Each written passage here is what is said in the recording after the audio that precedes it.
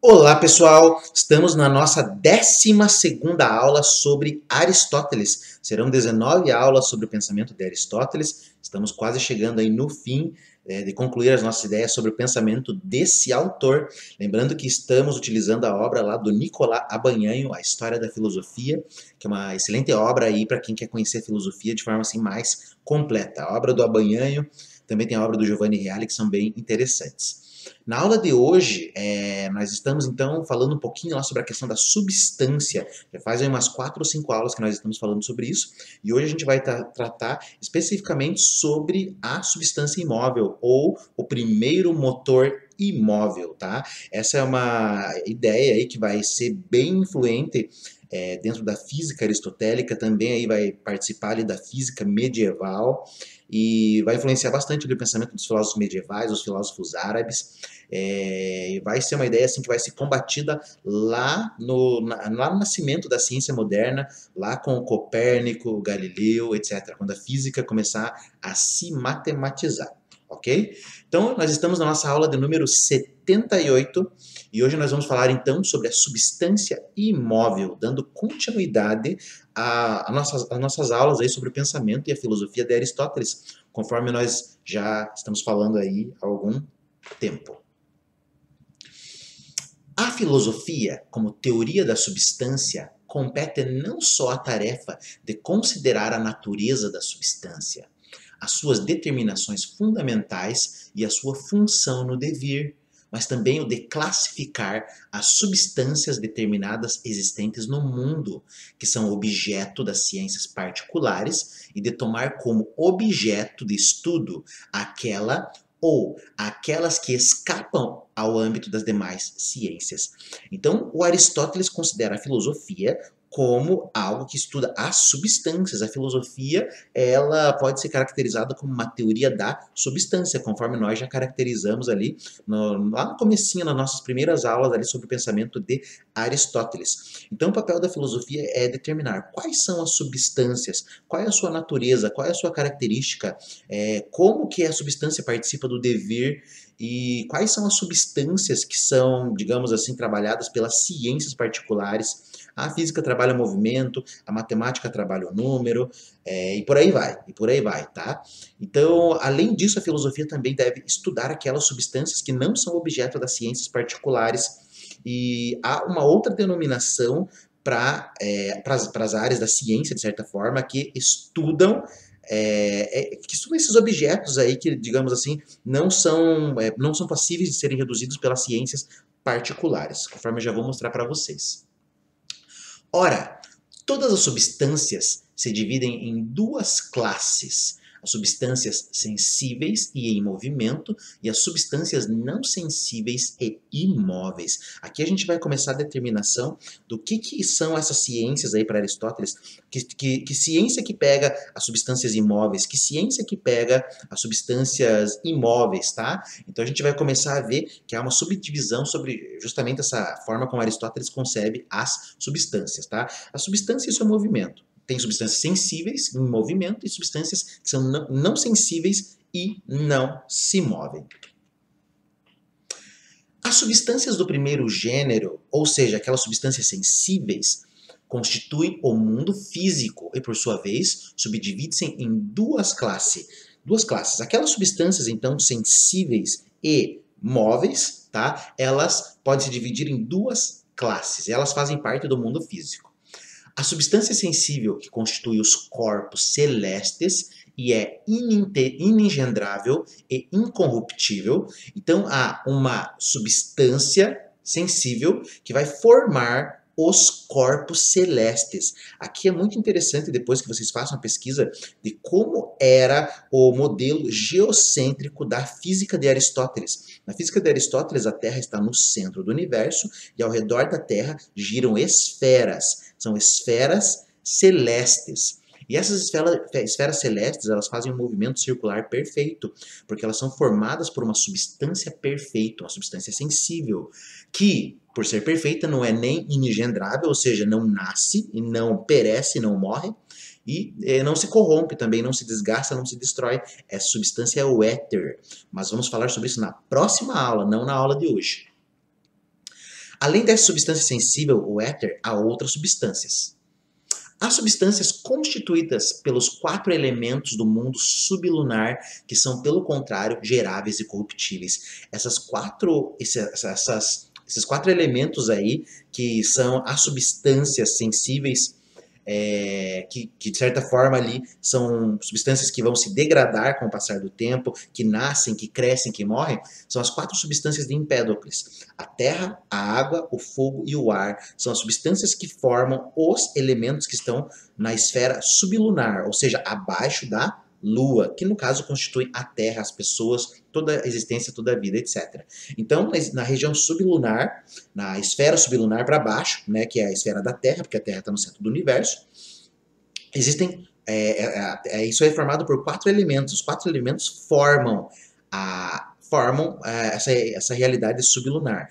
4 elementos: terra, água, fogo e ar. Tá? E esses elementos são corruptíveis, são elementos sensíveis e corruptíveis. Já acima da superfície lunar, né, acima da Lua, na região supralunar, na região celeste, existe uma outra substância que é o éter. Essa substância é incorruptível e inengendrável, porque é perfeita e é responsável também ali pelos movimentos perfeitos dos corpos celestes. Lembrando que na física de Aristóteles, os astros se movem fazendo círculos perfeitos. O movimento deles é um círculo perfeito. Somente lá na física moderna, principalmente com os trabalhos lá de Copérnico, com o trabalho também de Kepler, é que se mostra que, na verdade, os astros, os planetas, eles não se movem de maneira circular, mas sim de maneira elíptica. Um grego não poderia considerar, digamos assim, a elipse como um movimento, porque a elipse não é uma figura regular perfeita, ao contrário do círculo. Então eles consideravam que tudo aquilo que existia nos céus, no universo, era perfeito.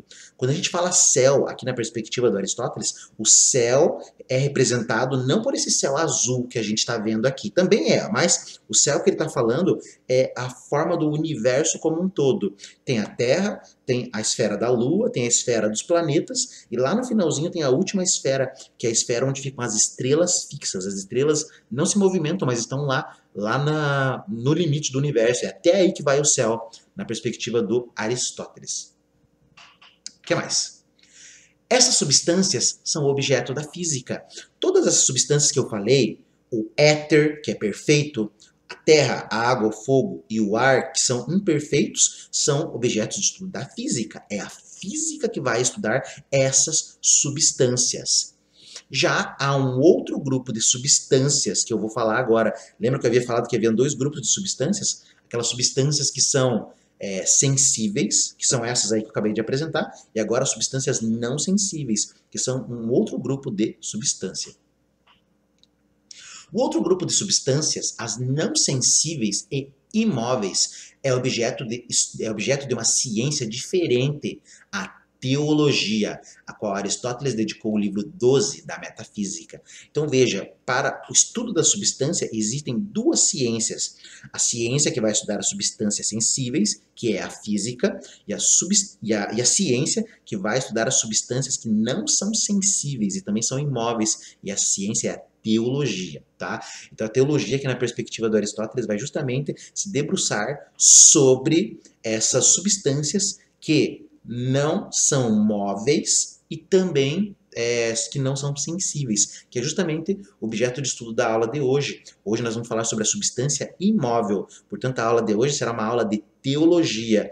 Obviamente não teologia da maneira como vocês estão acostumados, embora nessa aula também a gente vai tratar um pouco da questão de Deus, mas é uma forma diferente ali que Aristóteles compreende a divindade ou divina. A existência de uma substância imóvel é demonstrada tanto na metafísica como na física, mediante a necessidade de explicar a continuidade e a eternidade do movimento celeste. O Aristóteles ele tem que desenvolver uma substância imóvel, ele tem que desenvolver uma substância que, de certa forma, não muda, uma substância que é imóvel, que não é sensível, justamente para poder explicar o movimento. Como que se explica o movimento sem utilizar uma substância imóvel? Por quê? Porque, na verdade, para Aristóteles, o céu junto com essas esferas estão em movimento, menos a Terra, tá? Tudo está em movimento, tudo se move, tudo está em movimento. Mas o que gera esse movimento? Vamos pensar o seguinte: Esse movimento é gerado por alguma coisa está gerando o movimento das esferas, do universo, etc e tal. Mas, se a gente for analisar isso, a gente tem que pensar o seguinte, olha a lógica. Se algo move uma esfera, o que move aquilo que está movendo a esfera? Aí é que tá. Então, por isso que Aristóteles tem que desenvolver o conceito de uma substância imóvel. Porque imóvel, porque ela não é movida por nada. Então, é o limite. Ali é o limite. Ali é onde chega, digamos assim, o fim. Primeiro, você tem uma substância imóvel que não é movida por nada. Porque se ela fosse movida por alguma coisa, teria que ter alguma coisa por trás dela ou além dela. Aí a gente teria até o infinito. Então, para Aristóteles, há uma substância imóvel, que não é movida por nada, mas essa substância move todas as outras, tá? E esse movimento todo é o movimento do universo, dentro da perspectiva aí do Aristóteles. Eu falo universo, mas na perspectiva dele ele chama de céu. É o movimento dos céus, digamos assim, tá?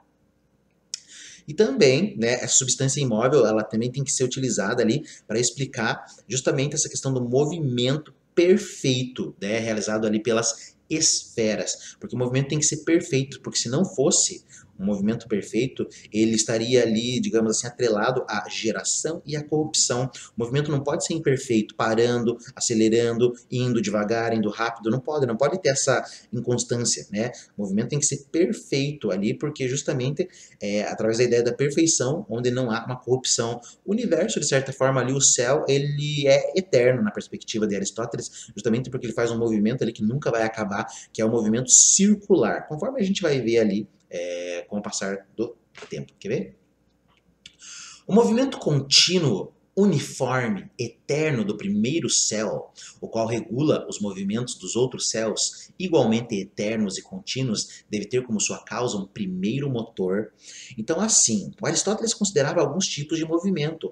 Há os movimentos em relação ao centro do universo, ou centro do céu, que é a Terra. Há um movimento que se aproxima do centro, há um movimento que se distancia do centro e há um movimento que circula ao redor do centro. Para Aristóteles, o movimento que se aproxima do centro é um movimento de queda, de queda. O objeto cai porque ele vai até o centro. Há um outro movimento, que é um movimento que se afasta do centro. Quando o objeto sobe, você joga um objeto para o alto, é um movimento que vai para o alto, tá? O movimento do ar, o movimento do fogo, dentro da perspectiva de Aristóteles. E há um terceiro movimento, que é o movimento que está ao redor do centro, que é a Terra, tá? Então são esses três movimentos que Aristóteles ali acaba descrevendo. Os movimentos ascendentes para cima e descendente para baixo são considerados movimentos imperfeitos. Por quê? Porque o movimento para baixo ele vai chegar a um fim. O movimento para cima ele também vai chegar a algum fim. Aí é que tá, eles acabam, eles se corrompem, o movimento é gerado, a queda é gerada, mas ela vai terminar. Você joga o objeto para alto, a queda, a aceleração dele vai para cima e uma hora ele vai cair, certo? Então, esses movimentos são imperfeitos porque eles têm fim. Ao contrário do movimento perfeito, que é o movimento circular, ele não vai nem para cima, ele não vai nem para baixo, ele vai ficar para sempre girando naquela, digamos assim, naquela dimensão, naquele centro. O Aristóteles, obviamente, não tinha ideia, da verdade, aqui na física, tá? Eu também tenho formação em física, que há uma coisa, há um cálculo na física chamado velocidade de escape.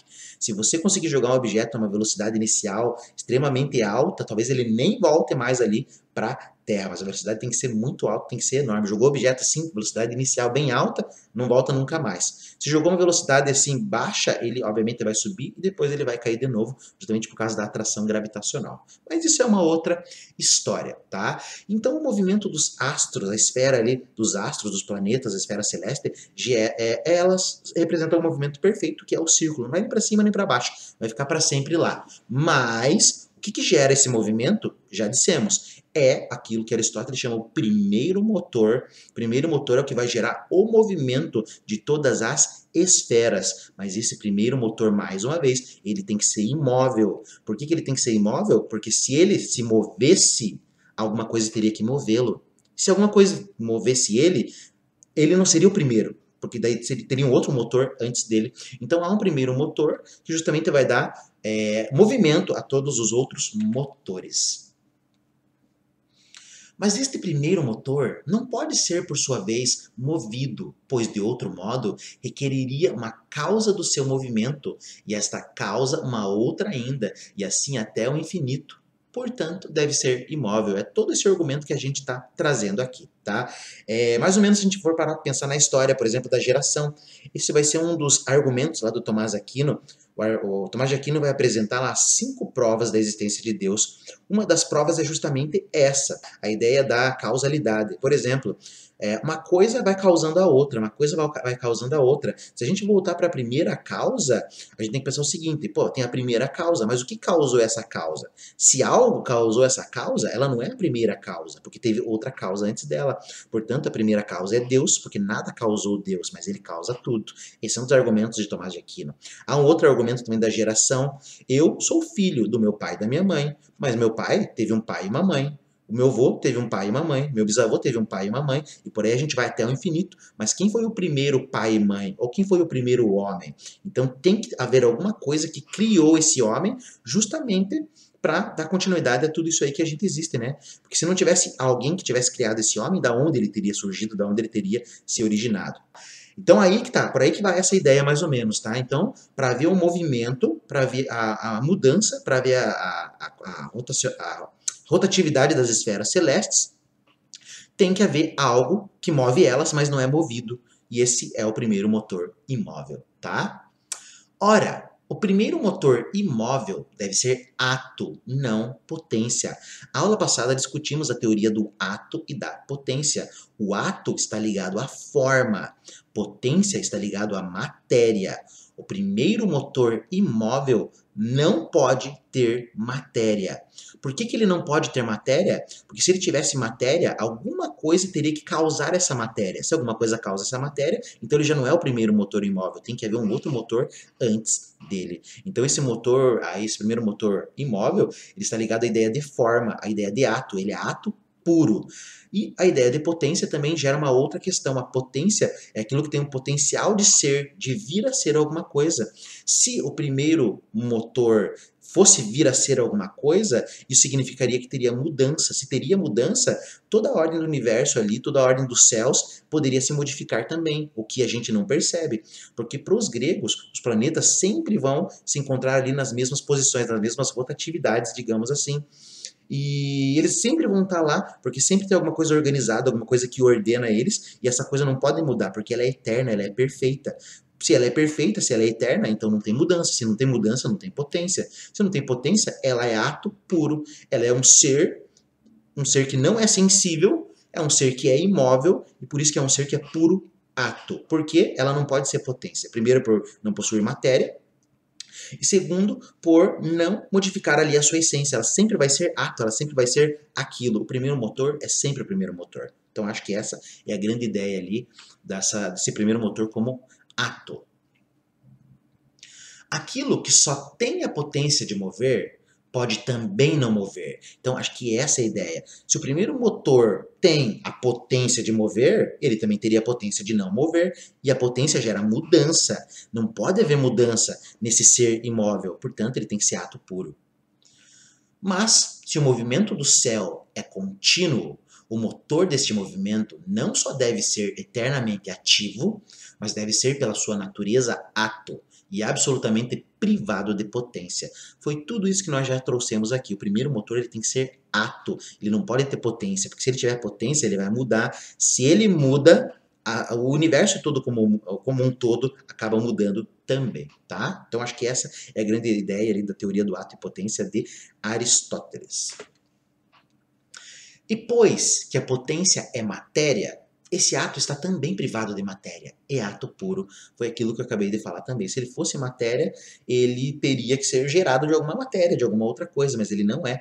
E vimos na aula anterior que não existe matéria pura também, tá? A matéria pura está no âmbito do irracional, daquilo que é, de certa forma, incognoscível. Motor imóvel é ato puro. Este ato puro, ou primeiro motor, não tem grandeza. Portanto, não tem partes e é indivisível. Na física, as propriedades que têm grandeza são todas aquelas propriedades que têm uma unidade de medida, né? Ah, tem uma grandeza vetorial, uma grandeza escalar, você pode medir em quilômetros, pode medir em newtons, pode medir em pascal. Então, esse primeiro motor, ele não tem grandeza, ele não tem matéria para ser medida, para ser pesada, não tem nada, tá? Ele não tem parte, ele não tem matéria, ele não tem parte, porque uma matéria vai formando a outra. A matéria lá, ela tem a sua divisão, tem as suas partes. E se ele não tem matéria, ele não tem parte também. Ele é uma coisa simples, ele é simples, tá? E ele é indivisível. Obviamente ele é indivisível porque ele não tem parte. Como que você vai dividir aquilo que não tem parte, aquilo que não tem corpo, aquilo que não tem matéria? Como que você vai dividir a forma do círculo? Não divide, não tem como, porque o círculo é o círculo. Se falta alguma coisa para ele, ele já não é mais círculo.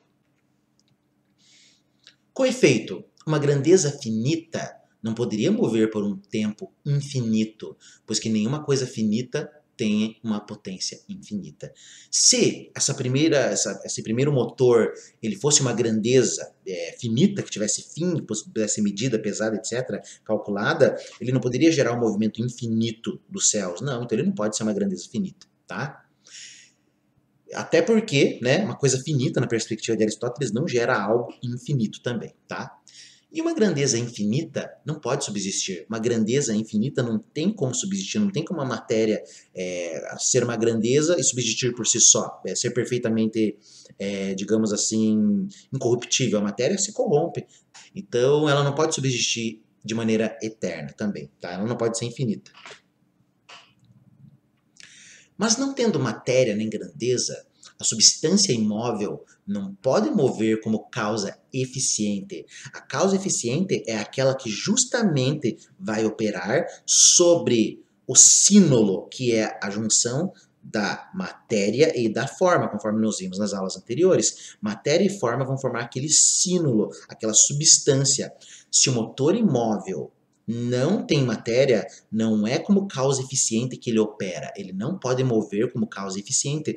Esse motor imóvel não está movendo as coisas ali, digamos assim, operando como um escultor opera sobre o mármore, sobre o bronze, como alguém, por exemplo, ali dá um impulso no carrossel e faz o carrossel girar. Não, o motor imóvel não faz isso dessa forma, ele não é causa eficiente, porque ele não tem matéria. É uma outra maneira que ele faz o movimento, mas não como causa eficiente ali, porque ele justamente não tem a matéria.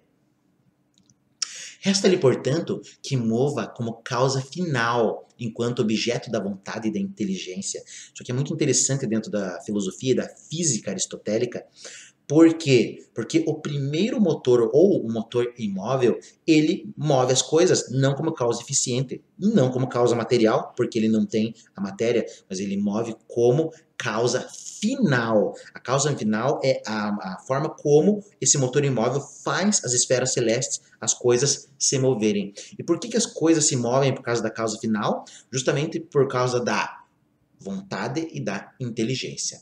Resta-lhe ao motor imóvel, portanto, que mova como causa final, enquanto objeto da vontade e da inteligência. A causa final, o objeto ali, o motor imóvel, ele é objeto da vontade e da inteligência, ou seja, a vontade e a inteligência se movem para o motor imóvel. As coisas se movem para o motor imóvel. Já vou dar uns exemplos aqui de como que Aristóteles trabalha essa questão.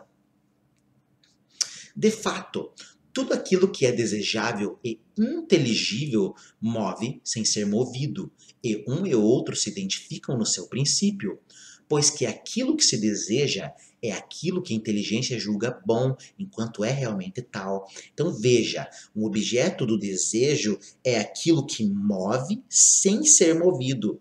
Por exemplo, quando você deseja alguém, quando você deseja um objeto, o objeto está lá. E ele move você sem ele se mover, ele não faz nada, é ele que faz todo o movimento girar, é ele que faz tudo ali rumar a ele, porque ele é objeto tanto do desejo, da vontade, quanto da inteligência, porque a inteligência vê aquele objeto, aquele objeto que ele deseja, e ele vê isso como bom, então ele faz gerar todo esse movimento. Então esse primeiro motor é causa final, justamente por quê? Porque o céu como um todo vê ele como um objeto de desejo, ou objeto, digamos assim, também da inteligência. Ele é objeto da vontade, da inteligência, ele é desejável, por isso que as coisas acabam se movendo ali para ele, tá? Essa explicação de Aristóteles ali sobre a questão do movimento do céu. Isso é bem interessante. Na hierarquia das realidades inteligíveis, a substância simples em ato tem o primeiro lugar, então há uma hierarquia dessas realidades que podem ser compreendidas. O primeiro lugar, o topo dessas realidades, é justamente o topo da substância simples, e que é ato puro, e está em primeiro lugar, no caso, na hierarquia dessas realidades, o motor imóvel é o primeiro, ele está no topo da hierarquia. Na hierarquia dos bens, tem o primeiro lugar aquilo que é excelente e desejável por si mesmo.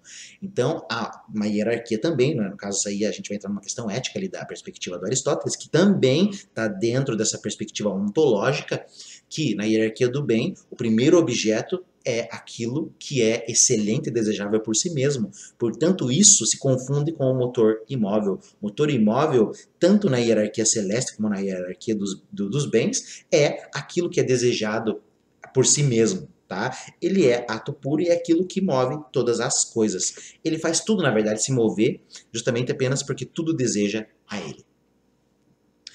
Graças à identidade do inteligível e do desejável, o sumo grau do inteligível, a substância imóvel, identifica-se com o sumo grau do desejável. Então há uma identificação aqui do desejo e da inteligência. Há o desejo e a inteligência que julga o desejo como algo bom, então elas se coincidem. Então tudo vai rumar, de certa forma, ali a partir da vontade, a partir do desejo e da inteligência para o motor imóvel, para esse princípio primeiro. Aqui a gente está usando a ideia de desejo e vontade como a mesma coisa, mas com o passar do tempo ali, desejo e vontade vão se mostrar como coisas bem diferentes, mas isso conforme a gente for discutindo dentro da história da filosofia, a gente vai mostrar para vocês. O que não é isso na verdade não é o tema da nossa aula de hoje.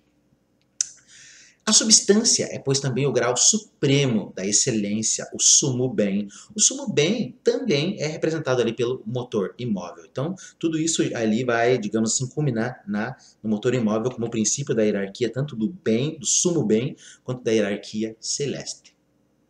Como tal, é objeto de amor, move enquanto é amada.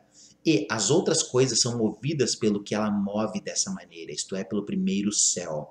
Então, veja lá, o primeiro céu é aquele céu lá das estrelas fixas, lá é o limite do universo, o limite do céu, digamos assim, o primeiro céu.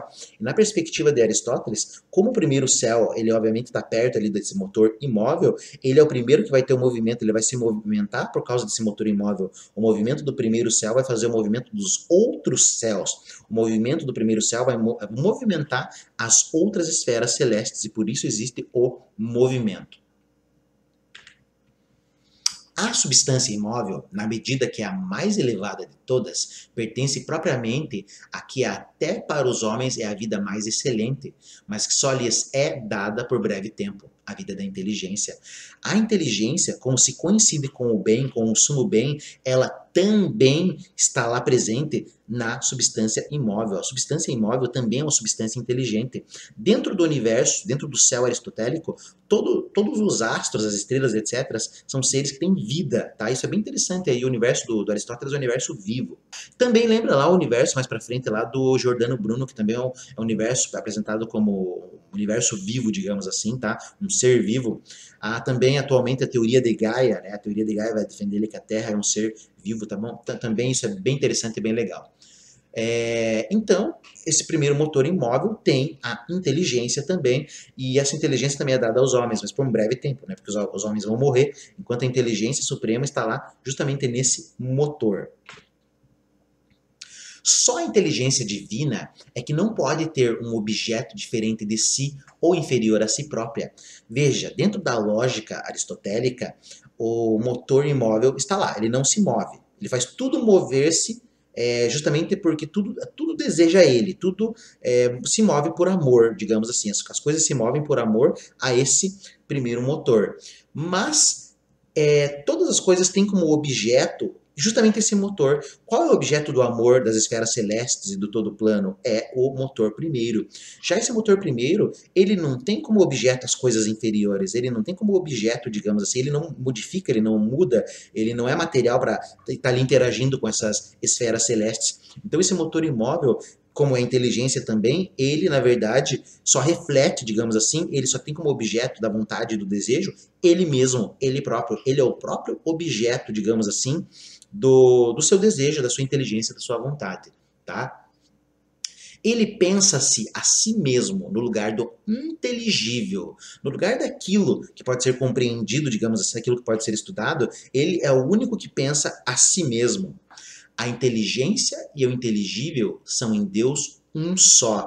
Esse Deus, tá, que Aristóteles chama de Deus, é justamente esse primeiro motor imóvel. Por isso que o primeiro motor imóvel, a substância imóvel, é objeto da teologia. É assim que Aristóteles compreende Deus. Não Deus como criador das coisas, porque é um Deus que não tem matéria. Se ele criasse as coisas, ele seria causa eficiente, o que ele não pode ser. Esse Deus é causa final. Esse Deus é um Deus que ele é amor e as coisas se movem para ele. O Deus é objeto de desejo e ele não é o Deus que olha, digamos assim, para as esferas, porque ele só pode olhar para si mesmo, ele é objeto de si próprio. Ele é inteligência e inteligível ao mesmo tempo, porque ele é uma inteligência que compreende somente a si, digamos assim. Ele é objeto de si mesmo, ele pensa a si mesmo, ele pensa a si próprio. Ele é perfeito e não olha o imperfeito. Enquanto que no conhecimento humano, frequentemente o ser do pensar é distinto do ser do pensado, porque este último está ligado à matéria, no conhecimento divino, como em geral em todo conhecimento que não se dirige à realidade material, o pensar e o pensado identificam-se e fazem um só. Por exemplo, eu estou pensando, eu penso nessa câmera que está na minha frente. Essa câmera que está na minha frente, real, é diferente do meu pensamento sobre a câmera. Eu penso sobre pessoas. O meu pensamento sobre pessoas é o ser. Agora, as pessoas de verdade são um outro ser, tá? O ser do pensar e aquilo que é pensado são diferentes, porque são coisas diferentes, tá? Tem substâncias diferentes. Já em Deus, como ele é o ser que pensa a si mesmo, então ele é o ser que pensa ele mesmo, o próprio objeto. Então, ele é o ser que, ao ser pensado, pensa a mesma coisa. Portanto, o ser do pensar e o ser do pensado aqui coincide, porque é a mesma coisa. Metafísica é uma área complicada, complexa, justamente porque trata dessa questão do ser de uma maneira ali que outras áreas não desenvolvem. A física, química, biologia, medicina, etc., elas também tratam da questão do ser, mas de seres particulares, de substâncias particulares. Já a filosofia, principalmente a área da metafísica, vai tratar do ser de uma questão mais geral, mais ampla, por isso a sua dificuldade. Aqui uma citação de Aristóteles, tá? Do livro lá da Metafísica. Deus, portanto, se é o mais perfeito que há, pensa-se a si próprio. E o seu pensamento é pensamento do pensamento, tá? Quando eu penso sobre alguma coisa, o meu pensamento é pensamento de algo. Quando Deus pensa algo, ele pensa algo sobre ele próprio. Ele é pensamento do próprio pensamento. Tá? Isso é perfeição. Deus não pensa outra coisa, ele não pensa outro objeto a não ser a si próprio. Por isso há o pensamento do pensamento. O ser do pensar e o ser do pensado coincidem, por isso que é pensamento do pensamento. Quando eu li isso a primeira vez, lá eu tinha 20 anos de idade, eu estava começando a filosofia, eu não fazia a mínima ideia o que era pensamento do pensamento. Hoje, para mim, é muito clara essa ideia. Pensamento do pensamento está relacionado à ideia de perfeição, que é justamente a ideia desse Deus, desse motor imóvel. E pois que a atividade do pensamento é o que pode existir de mais excelente e mais doce, a vida divina é a mais perfeita de todas, eterna e feliz. A atividade do pensamento, para Aristóteles, é uma atividade muito feliz, uma atividade maravilhosa. Agora imagine a atividade desse Deus que só pensa, é pensamento do pensamento. A existência divina deve ser, com certeza, a mais feliz de todas. Isso aí é, na verdade, uma conotação ética da filosofia de Aristóteles, né? Mas, obviamente, isso aí está dentro também da perspectiva, digamos assim, física, tá? Porque a maneira ontológica como Aristóteles compreende o mundo, o real, a realidade, influenciam justamente na forma como Aristóteles vai compreender o bem e a felicidade, que a gente vai discutir lá nas questões éticas. Se na ordem dos movimentos Deus é o primeiro motor, na ordem das causas, Deus é a causa primeira, as quais revertem todas as séries causais, compreendidas as das causas finais. Todas as causas, causa eficiente, formal, material, todas essas causas que movem as coisas, todas elas se movem em direção à causa final. Isso parece óbvio. Por isso que Deus, esse motor imóvel, é a causa final, porque tudo se move para Ele e tudo vai para Ele. Ele é a causa primeira, mas ao mesmo tempo ele é a causa final. Por quê? Porque tudo vai arrumar para Ele justamente por causa do amor, do objeto de desejo, de veneração, etc. Mesmo no sentido da causa final, Deus é o criador da ordem do universo, que é comparado por Aristóteles a uma família ou a um exército. Então, o Aristóteles aqui ele vai dizer que justamente Deus é o criador dessa ordem, mas ele não cria de maneira material, como pensam os cristãos, ele apenas está ali e as coisas se movem ali justamente pensando, né, esse objeto, tá? As coisas pensam nesse motor imóvel e esse motor imóvel ele só pensa a si mesmo, por isso que ele não tem nem o próprio movimento, tá? Ele é ser do pensar e ser do pensado, portanto ele é somente o ser. Tá aí o ser de Parmênides. O que é o ser de Parmênides? É justamente isso. É o ser que é eternamente o ser. Vamos ver a comparação agora do Aristóteles, né, da questão desse primeiro motor aí com uma casa, um exército, etc. Tá? Uma citação aqui das obras de Aristóteles. Vamos lá. Todas as coisas são ordenadas uma relativamente à outra, mas não todas do mesmo modo. Os peixes, as aves, as plantas têm ordem diferente. Todavia, nenhuma coisa está relativamente a uma outra como se nada tivesse a fazer com a outra, mas todas são coordenadas a um único ser. Tudo aquilo que se move, tudo aquilo que vai estar ordenado num grupo, etc., tudo isso está visando alguma coisa. Tem alguma coisa que está fazendo isso aí ser ordenado, tem alguma coisa que está fazendo isso aí, digamos assim, se relacionar. Por exemplo, dentro de uma sala de aula, você tem um conjunto ali de 40 alunos, tá? Que justamente estão ordenados, né? Bom, na verdade desordenados, mas isso é uma outra história, tá? São ordenados justamente para um fim, para um objetivo. Então tem algo ali que vai justamente fazer com que essa ordem exista, tá? Vamos pensar que essa ordem é o professor. O professor vai fazer com que os alunos ordenem e a educação aconteça. Mas esse professor, para ele ser ordenado, tem que ter alguma coisa que ordene ele. Por exemplo, uma equipe pedagógica, secretaria, direção, etc. Então, a equipe pedagógica, a secretaria vai ordenar o professor para que ele ordene os alunos. Mas a secretaria, a equipe pedagógica, tem que geralmente responder a um núcleo de educação. Esse núcleo de educação, por sua vez, vai ser ordenado com base lá na Secretaria de Educação. E a Secretaria de Educação vai ser ordenada com base ali, por exemplo, no secretário de Educação, que vai ser ordenado com base em um governador e, por sua vez, um presidente, e por aí vai. Então, veja, tudo aquilo tem uma ordem, tá? Tudo aquilo que é ordenado vai ter uma ordem que vai visar um objetivo último. Se a gente for investigando, a gente vai chegar até o fim dessa questão.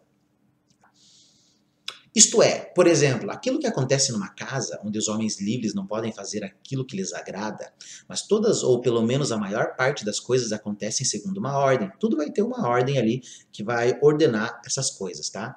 Enquanto que os escravos e os animais só em pouco contribuem para o bem-estar comum e muito fazem casualmente, né? Então isso aqui é uma afirmação até meio chocante assim do Aristóteles, né? O Aristóteles tem uma concepção sobre a escravidão, sobre a escravatura que choca bastante as pessoas, mas a gente não pode esquecer que o Aristóteles está lá no século IV a.C., ok? Então acho que seria mais ou menos essa ideia, ok? Aristóteles vai mostrar que há uma ordenação das coisas e essa ordenação justamente ali vai seguir uma ordem, alguma coisa que as ordena, um fim último, uma causa final que vai as ordenar. Do mesmo modo, o bem de um exército consiste, abre aspas na citação, conjuntamente na sua ordem e no seu comandante, mas especialmente neste último, pois que ele não é o resultado da ordem, mas antes a ordem depende dele. A ordem vai depender justamente desse capitão, desse soldado, perdão, soldado não, né? Desse capitão, desse sargento, desse comandante. A ordem é justamente algo que vai depender da existência dele, mas para ele existir vai ter que ter uma outra ordem para criá-lo, tá? Então acho que é mais ou menos essa ideia. Há alguma coisa ali no final que justamente vai ordenar todas as ações, até a ação daquele que ordena as outras ordens. Assim, Deus é o criador da ordem do mundo, mas não do ser do próprio mundo. Mais uma vez, Deus não é causa eficiente, como no cristianismo. Deus não vai lá construir a matéria. Não vai fazer isso, né? Porque ele até próprio não é matéria, tá? Assim, ele vai criar a ordem do mundo, ele vai ordenar o mundo, justamente apenas por ele ser perfeito. A estrutura substancial do universo, para Aristóteles como para Platão, está para lá dos limites da criação divina. Ela é insuscetível de princípio e de fim. Então, dentro dessa estrutura do universo, aí, tanto para Platão como para Aristóteles, vai ter algum princípio ali que ele justamente não vai ter nem princípio nem fim. Ele é princípio das coisas, mas ele não tem princípio e ele não tem fim. Vamos pegar lá, teoria das ideias de Platão, tá? As ideias são geradas pelo bem, mas esse bem não é gerado por nada. Esse bem é eterno, esse bem é o próprio ser ali e justamente ele não vai ter início nem fim. Aqui o motor imóvel de Aristóteles é a mesma coisa. Ele não tem princípio e ele não tem fim. Ele é eterno, ele é perfeito. Aquilo que é perfeito não tem finalidade. Não nasce, não cresce, não morre. Não é corruptível. Com efeito, só a coisa individual, composta de matéria e forma, tem nascimento e morte. O sínulo, a substância composta de matéria e forma, só ela vai ter morte. A matéria ali vai ser o princípio que justamente vai se corromper. Matéria nasce, cresce, move, se transforma, vira alguma outra coisa, vira adubo, vira casa, vira carro, vira destroços e por aí vai. Então, dentro da perspectiva do Aristóteles, somente coisas individuais, particulares, substâncias que possuem matéria e forma, que justamente são as coisas formadas ali pelos 4 elementos, que ficam ali no mundo da esfera sublunar, para baixo da esfera sublunar, que justamente vão estar sujeitos à corrupção. O que está para lá da esfera sublunar, ou seja, na esfera supralunar, não tem corrupção, porque não tem essa matéria, digamos assim, para justamente fazer com que elas acabem se corrompendo. Enquanto que a substância, que é forma ou razão de ser, ou aquela que é matéria, não nasce nem perece, tá bom? Então é a continuação daquilo que a gente já havia falado. A substância que é forma ou razão de ser, ou aquela que é matéria, não nasce nem perece. Então essa substância imóvel não é composta de matéria, ela é ato puro, portanto ela não digamos assim, ela não vai ser corrompida, tá? Justamente com aquela substância também que é o éter, tá? Que faz parte lá da física de Aristóteles, como a gente vai falar na próxima aula. O próprio Deus participa dessa eternidade da substância, já que ele é substância. Deus é substância também, é uma substância imóvel, uma substância que não é sensível. A substância no mesmo sentido em que são tais as outras substâncias. Deus é substância. Deus é a substância junto com outras substâncias. Mas ele é uma substância de característica diferente. Ele é uma substância especial, digamos assim. A superioridade de Deus consiste só na perfeição da sua vida, não na sua realidade ou não seu ser. Pois nenhuma substância é mais ou menos substância do que uma outra. Toda substância tem o seu valor. Toda substância tem seu valor. Deus, como substância imóvel, tem o mesmo valor que a substância móvel. Deus tem o mesmo valor que o ser humano que vai se corromper, tem o mesmo valor que o fogo, que a água, etc. Só que Deus é perfeito. Por quê? Porque ele é constituído de uma, digamos assim, substância perfeita. Ele é uma substância perfeita. Eu falei constituído não, ele é uma substância perfeita, porque Deus não é constituído de nada, ele é simples. Tá? Mas, em relação à teoria das substâncias, ele não tem mais valor que qualquer outra substância.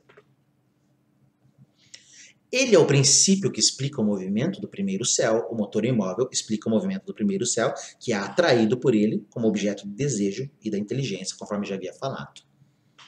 Mas como, além deste, existem os movimentos igualmente eternos das outras esferas celestes, a própria demonstração que vale para a existência do primeiro motor imóvel vale também para a existência de tantos motores quanto são os movimentos das esferas celestes. Então, dentro ali da perspectiva de Aristóteles, aqui a gente pode justamente trabalhar com a ideia de que a perspectiva de Aristóteles não é um monoteísmo. Ele não acredita em um único Deus. Na verdade, Aristóteles geralmente fala de deuses, porque esse primeiro motor não é único. Há um primeiro motor que gera esse movimento das esferas celestes, mas conforme na crença dele existem outras esferas celestes, então existem outros motores imóveis que movem essas esferas também. Portanto, existem outros primeiros motores que movem outras esferas celestes. Portanto, existem vários deuses, tá? Aristóteles admite, assim, numerosas inteligências motoras, cada uma das quais preside ao movimento de uma determinada esfera e é princípio de todo o movimento do universo. Então, como existem outras esferas que precisam do movimento, que se movem para alguma coisa, existem também outros primeiros motores. Então, existem outros deuses, digamos assim, já que Aristóteles considera o primeiro motor imóvel como Deus, objeto, obviamente, da ciência como teologia. Aristóteles obtém o número de tais inteligências motrizes do número das esferas que os astrônomos do tempo haviam admitido para explicar o movimento dos planetas. Então, na época, havia, se não me engano, a física lá de Eudoxo, inclusive eu já tenho uma aula do meu canal sobre Eudoxo, e também do Cálipo, tá? O Cálipo ele vai também trazer a ideia ali de uma quantidade de esferas. Eles são geômetras que vão justamente tentar fazer a classificação de quantas esferas existem, como são essas esferas, a quantidade delas, que justamente movem ali, por exemplo, os planetas, os astros, etc. Tá? E o Aristóteles ele tinha um conhecimento dessa física, dessa astronomia da época, e ele justamente vai dentro aí dessa teoria, dessa ideia. Estas esferas eram em número superior ao dos planetas, pois que a explicação do movimento aparente dos planetas em volta da Terra exigia que cada planeta fosse movido por várias esferas. Então, há uma esfera, por exemplo, a de Júpiter, essa esfera constituída, na verdade, por outras esferas que justamente ali vai ajudar a explicar o movimento desse astro, aí, desse planeta. Então, além das esferas do planeta, você conta as esferas do planeta, existem outras esferas que vão auxiliar no movimento. E isto com o objetivo de justificar as anomalias que o movimento dos planetas apresenta relativamente ao movimento circular perfeito em torno da Terra, tá? Isso aqui é uma teoria que vai ficar conhecida como a teoria de salvar as aparências. Às vezes eles percebiam, digamos assim, alterações no movimento dos planetas, mas eles não podiam conceber alterações, lembrando porque o movimento desses planetas tem que ser perfeito. Então, eles acabavam introduzindo outras esferas, justamente para tentar entender por que a velocidade de um planeta atrasa, por que a velocidade de um planeta acelera, tá? Isso, essa questão da velocidade dos planetas vai justamente ser explicada lá com a teoria de Kepler, com as leis de Kepler, que ele vai mostrar justamente que o movimento em elipse, dependendo do foco, a distância do foco vai justamente determinar a velocidade do movimento. Mais longe, por exemplo, do Sol, que é o centro, né, da Via Láctea, o planeta vai ter um movimento. Quando ele estiver mais próximo do Sol, ele vai ter um outro movimento. Então vai ter aceleração e desaceleração. Na época do Aristóteles, obviamente, como eles pensavam que os planetas se moviam de forma circular, não havia como explicar, por exemplo, a alteração do movimento. Como você vai explicar a alteração do movimento num círculo? Não tem como. Não é mais perfeito. Então você tem que usar outras esferas para justamente tentar entender por que às vezes os planetas atrasavam ou não. Aristóteles admitia, por consequência, 47 ou 55 esferas celestes e, portanto, 47 ou 55 inteligências motoras. Portanto, 47 ou 55 deuses, digamos assim, que vão explicar o movimento ali desses astros, né? Esse atraso, esse avanço, etc. Tá? A oscilação do número devia-se aos diferentes números das esferas celestes admitidos por Eudóxio e por Cálipo, os dois astrônomos a que Aristóteles se referia. Depois procurem lá modelos astronômicos do Eudóxio, do Cálipo. Já falei sobre isso na minha aula lá sobre Eudóxio, tá? Na minha aula lá sobre os platônicos, lá sobre a Academia de Platão, porque ele participou um pouco lá da Academia de Platão. E dê uma olhada nos meus vídeos lá também. E deem like também. Eu geralmente não peço like, mas isso aí me ajuda bastante, tá? Mas enfim. Então Aristóteles ele estudou a teoria desses autores, ele conhecia e justamente trabalhou a partir dessas ideias. Aliás, Aristóteles fala constantemente em deuses. Portanto, né, conforme ali a gente já explicou, existem diversos deuses aí dentro dessa perspectiva, dentro da física, dentro da teologia aristotélica. E aludindo à crença popular, segundo a qual o divino abraça toda a natureza, considera que este ponto essencial, isto é, que as substâncias primeiras são tradicionalmente consideradas deuses, tem sido divinamente designado e é um dos ensinamentos preciosos que a tradição salvou. Então, eu acho que seria mais ou menos essa ideia, né? Os gregos, eles viam, de certa forma, pelo menos assim, esse deus aí como esses astros, né? E justamente esse motor imóvel ali é considerado um deus ali para Aristóteles, mas como existem outros motores, existem outros deuses também, tá? Em outros termos, a substância divina participou de muitas divindades, no que a crença popular e a filosofia coincidem. Tá? Então a filosofia e a crença que vão entrar justamente na ideia dessa questão de ver os deuses, as divindades, como, de certa forma, ali aquilo que movimenta, aquilo que dá vida às coisas. Então é isso, pessoal. Então é isso. Então na aula de hoje falamos um pouquinho ali sobre a questão da teologia para Aristóteles, falamos um pouquinho sobre a substância imóvel, sobre o motor imóvel, que move todas as coisas, não pela causa eficiente, mas como causa final, que move todas as coisas porque ele é objeto do desejo, objeto, digamos assim, da inteligência, tá bom? Essa teoria de Aristóteles vai longe, tá? Só lá com o Kepler, lá no século XVI, mais ou menos, século XVI, século XVII, é que essa teoria aí vai cair por terra. Tomás de Aquino também vai partir da ideia do motor imóvel, que obviamente ele vai chamar de Deus, e por aí vai, tá? Os filósofos árabes, conforme a gente vai trabalhar também aderem à teoria lá do motor imóvel. Então hoje falamos um pouquinho sobre a substância imóvel, falamos um pouquinho sobre a substância que não é sensível, e na próxima aula vamos falar um pouquinho sobre a física de Aristóteles, justamente para tentar mostrar o que são as substâncias sensíveis, mostrar um pouquinho sobre o éter também. Então é isso, pessoal. Um grande abraço a todos, nos vemos aí no próximo encontro.